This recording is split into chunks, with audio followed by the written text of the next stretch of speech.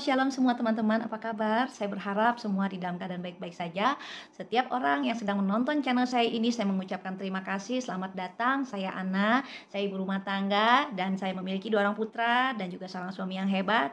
Dan di video kali ini, saya ingin menceritakan sebuah pengalaman saya yang luar biasa, di mana Tuhan ikut beracara di dalam pertobatan keluarga besar saya. Dan bagaimana kita rindu agar kasih karunia Tuhan supaya kita bisa menerima keselamatan daripada Dia yang sudah kita dapatkan. Tetapi orang-orang tercinta kita, keluarga besar kita yang belum percaya, mereka juga menerima kasih karunia-Nya. Itu adalah suatu pertanyaan bagaimana untuk mereka juga boleh menerima kasih karunia. Teman-teman, beberapa minggu yang lalu saya baru kehilangan seorang yang cukup dekat dengan keluarga kami, yaitu paman saya. Waktu itu kami tiba-tiba mendengar kabar bahwa sebelumnya dia memang sudah sakit, tetapi kemudian sembuh.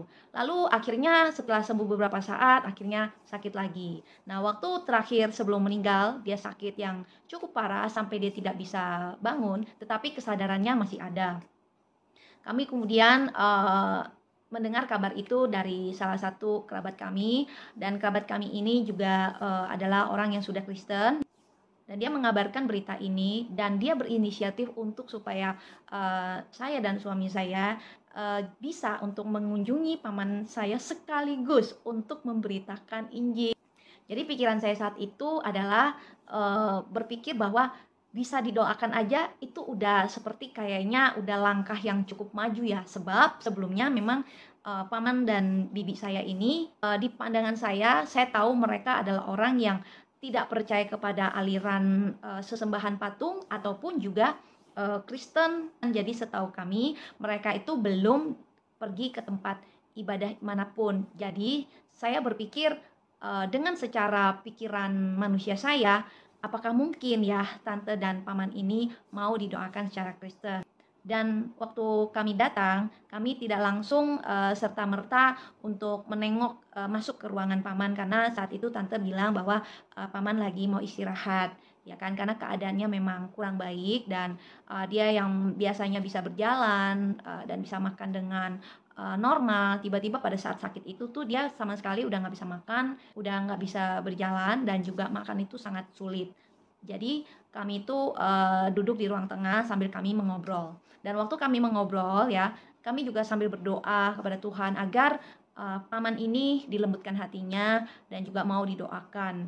Sebab sampai 1 jam kami bicara pun kami tuh ada bilang ke tante, kami tanya, tante, kami mau doakan paman, kira-kira paman tuh mau gak? Nah, tante tuh masih bilang, coba ya saya tanya dulu. Paman tuh bilang, terus dia keluar lagi kamar, katanya enggak dulu, belum, paman tuh masih belum mau ketemu orang lah, dia bilang begitu. Nah, jadi ya oke, kami terus mengobrol ya dengan tante di ruang tengah bersama-sama anggota keluarga besar lainnya, dengan harapan paman ini mau didoakan ya, minimal supaya untuk sembuh dulu lah istilahnya. Dan kami sambil mengobrol dan sambil saya terus berharap biar ada mujizat Tuhan bekerja di saat itu, di hari itu, supaya kami datang tidak sia-sia, bisa membawa berita sukacita apapun yang Tuhan mau kami katakan kepada paman, biar kami juga bisa menjadi saluran berkat buat paman hari itu. Nah, pada saat 2 jam berlangsung, setelah kami berbicara-bicara, sambil kami terus berdoa pastinya dalam hati supaya Tuhan bisa menjamah paman ini, boleh kami doakan.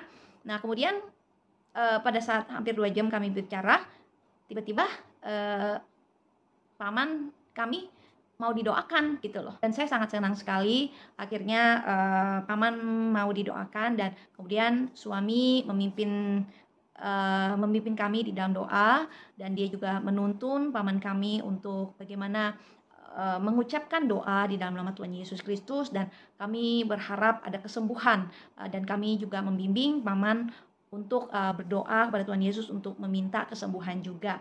Dan juga saat suami saya juga bertanya kepada paman, ya paman itu saat itu juga kondisinya masih cukup sadar, cuma fisiknya saja yang memang sudah lemah. Nah, jadi suami saya juga bertanya kepada beliau, apakah paman mau percaya kepada Tuhan Yesus? Kalau mau percaya, dan juga apakah mau menerima Roh Kudus untuk memimpin hidup paman, dan juga biar hidupnya dipulihkan, dan juga menerima Yesus sebagai Tuhan dan Juru Selamat. Dan luar biasanya dia tidak menolak, dan dia menjawab iya. Kemudian kami berdoa cukup lama ya, karena kami juga ada pujian, dan kami juga terus menaikkan lantunan lagu-lagu yang supaya kami percaya biar kuasa Tuhan bekerja saat itu buat paman.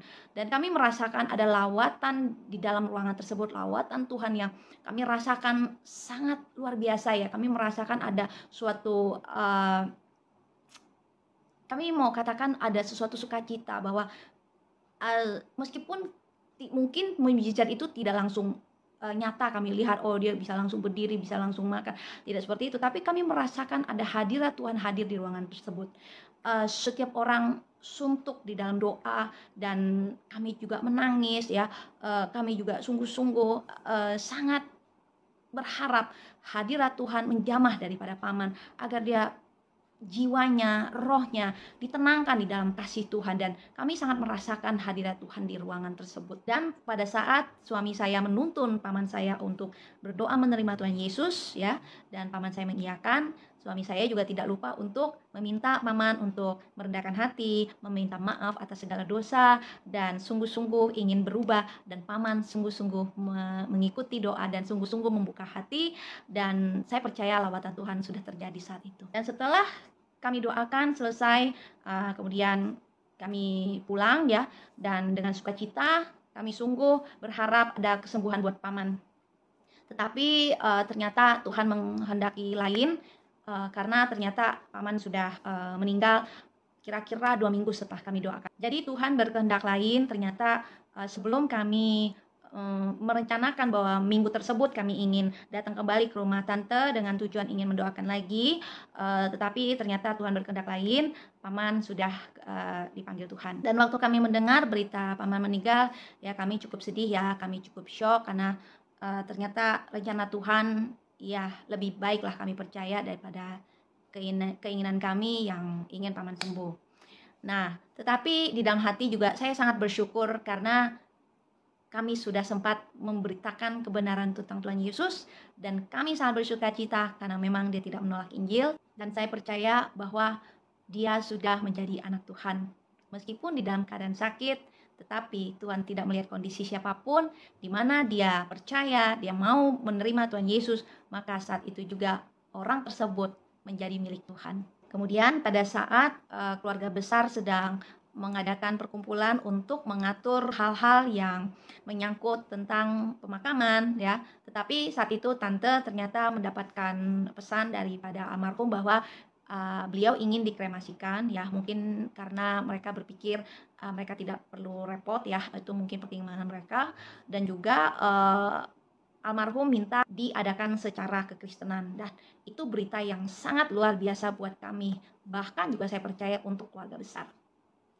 Saat itu keluarga besar ya, khususnya mereka yang masih percaya kepada kepercayaan mereka, sungguh mereka berharap untuk supaya mereka bisa mengadakan acara kremasi dengan cara Buddhis, karena mereka berpikir bahwa tante mau diadakan acara kremasi secara kebudisan. Tetapi tante luar biasa, dia memegang apa yang dikatakan oleh almarhum, pesan kepada dia bahwa dia ingin dikremasikan dengan ibadah Kristen. Waktu mendengar bagaimana tante dan mama saya memang belum Kristen, tetapi karena dia juga ingin menghormati keputusan daripada tante saya untuk supaya dikremasikan secara Kristen, maka dia menunjuk saya ya, saya dan suami untuk bisa mengurus tata cara ibadah di dalam kekristenan untuk kremasi almarhum. Dan karena kebetulan suami saya adalah ketua pelayanan CMN untuk area Kelapa Gading dan Bekasi, maka dia memiliki jaringan pertemanan rohani, di mana juga mereka semua juga rata-rata pelayan Tuhan juga, yang sudah juga sering melayani di rumah duka. Dan kami juga mengenal beberapa pendeta yang bisa kami undang untuk memimpin ibadah malam kembang, malam penghiburan, dan juga untuk penutupan peti. Kami bersyukur acara berjalan begitu lancar dan segala sesuatu dikoordinasikan dengan baik, dan juga saya di saat terakhir waktu menjelang kremasi juga saya dipercayakan untuk bisa memimpin ibadah kremasi. Saya menuntunkan lagu-lagu ya. Walaupun saya belum pernah memimpin ibadah kremasi, tetapi bagaimana dengan pertolongan Roh Kudus, Tuhan bisa menuntun saya untuk bagaimana supaya acara menjelang kremasi itu bisa berjalan dengan hikmat dan juga dengan baik. Paman dan tante saya kenal sebagai orang yang selalu menolong orang lain di dalam hidup mereka. Dan waktu mereka menolong orang itu sangat tulus, dan menurut saya ya tulus ya. Karena saya melihat mereka itu sampai di masa tua ini pun mereka hidup sangat sederhana. Dan saya ingat waktu saya kecil, saya sering menginap di rumah beliau. Walaupun kondisi mereka saat ini juga saat itu tergolong bukan yang bagaimana berkecukupan, mereka hidup cukup sederhana, tetapi saya melihat jika kami mau makan apa yang kami suka, mereka tuh dengan suka hati mereka akan memasakkan makanan terbaik, memberikan makanan-makanan yang kami suka, walaupun saat itu kondisi ekonomi mereka juga kalau menurut saya juga cukup sederhana ya. Nah, jadi saya melihat bagaimana juga mereka itu sangat mudah untuk menolong orang-orang yang sedang kesulitan ya, apalagi kalau menyangkut keluarga besar mereka juga sangat ringan tangan. Nah, itu yang saya lihat. Tapi memang mereka waktu saya kecil ya kan, berarti mereka tuh masih agak dewasa muda gitulah ya. Mereka memang saya mendengar tidak ke gereja, juga tidak terlalu juga misalnya ke ibadah lain. Saya sih tidak melihat mereka seperti itu, tetapi secara overall perbuatan mereka baik. Nah, cuman katanya memang kata dari tante, si almarhum ini memang dari dulu tuh senang sama pujian Kristen gitu. Nah, keluarga besar dari si om ini juga memang mayoritas juga udah Kristen, cuman paman ini belum sungguh-sungguh lah menyerahkan imannya kepada Tuhan. Ya, meskipun akhirnya di saat menjelang dia itu mau meninggal, dengan seizin Tuhan yang sungguh luar biasa mempertemukan saya dan suami, momen di mana kami bisa menuntun dia untuk menerima Yesus sebagai Tuhan dan Juru Selamat, dan kemudian dia memang minta dikremasikan secara Kristen. Bagi saya itu juga cukup luar biasa sih gitu. Nah, jadi saat ini saya juga masih sangat terkagum dengan cara Tuhan yang nggak disangka-sangka ya.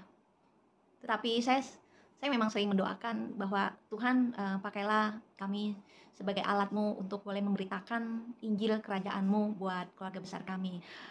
Entah bagaimana caranya, karena kami tahu ini nggak mudah ya, kekerasan hati yang menurut manusia itu sulit didobrak, tapi saya percaya jika Tuhan sudah bekerja, nggak ada yang mustahil.